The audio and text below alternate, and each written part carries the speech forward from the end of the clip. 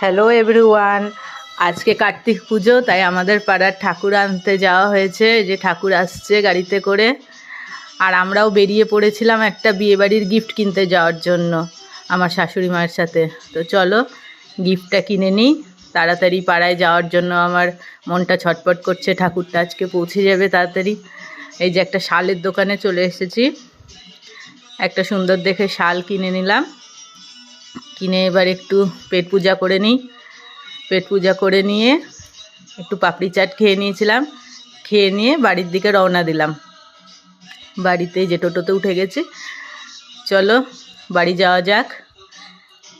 সন্ধ্যাবেলা না ফোয়ারা মোড় দিয়ে আসতে এত সুন্দর লাগে, দেখো কি সুন্দর লাগছে দেখতে।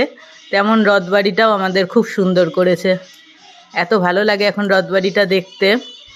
মালদা শহরটা একদম পুরোপুরি চেঞ্জ হয়ে গেছে।